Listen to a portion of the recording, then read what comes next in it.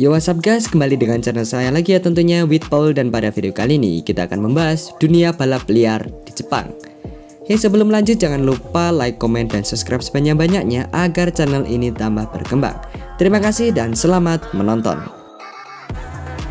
Banyak orang yang mengetahui kalau balapan liar itu berbahaya, tapi ada aja orang yang tetap melakukannya.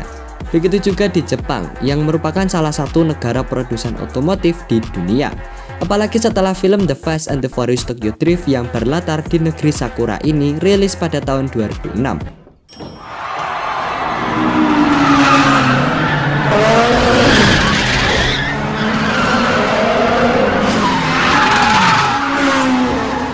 Demam balapan liar di jalanan semakin digemari dan populer di Jepang. Walaupun sebenarnya balapan liar sudah berlangsung lama di negeri matahari terbit ini. Diambil dari berbagai sumber, para pembalap jalanan di Jepang disebut sebagai Hashiria. Beberapa Hashiria suka memodifikasi mobilnya, baik itu eksterior, interior, dan engine. Sementara beberapa lainnya menyukai kebut-kebutan. Ada yang menyukai teknik drifting dan ada juga menyukai teknik cornering atau menikung.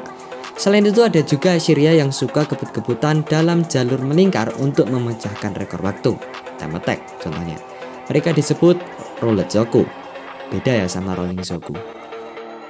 Jika kalian melihat jalanan di Tokyo dari atas langit atau saat berada di pesawat atau mungkin saat di atas gedung, kalian akan melihat ada beberapa jalur yang melingkar. Untuk menjadi yang teratas di antara para Rollerzoku sangat mudah. Seorang Hashiria cukup mengemudikan mobilnya dengan kecepatan yang sangat tinggi dan tentunya melanggar hukum lalu lintas. Selain di Jepang, balapan liar di jalanan juga bisa kita temui di Osaka.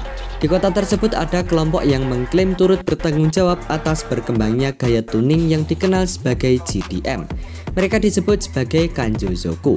JDM atau Japan Cosmetic Market sendiri merupakan aliran atau gaya modifikasi yang mengacu pada barang-barang modifikasi yang dibuat dan dipasarkan untuk area Jepang dan berasal dari produsen Jepang, bukan replika.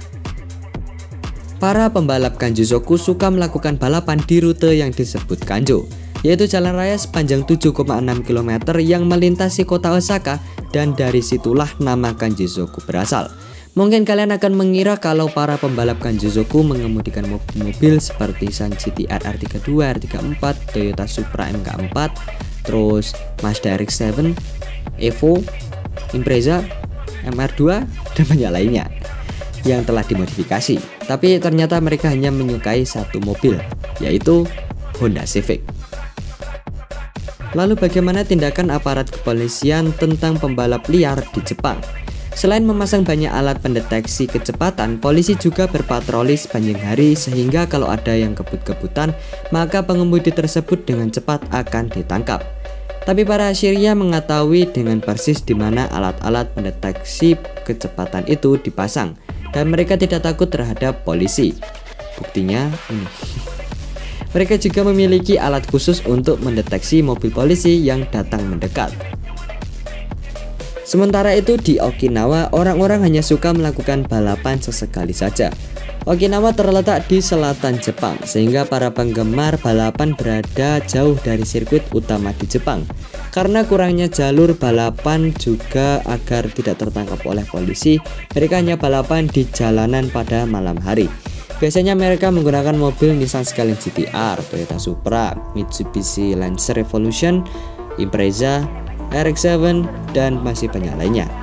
Tapi ada juga yang menggunakan Toyota Aristo GZS 147 yang dapat melaju hingga 320 km per jam dan menggunakan parasut untuk pengeremannya. Gokil, bisa tebak gak tuh horsepowernya? Ya mungkin video ini terlalu singkat atau cukup singkat ya kan.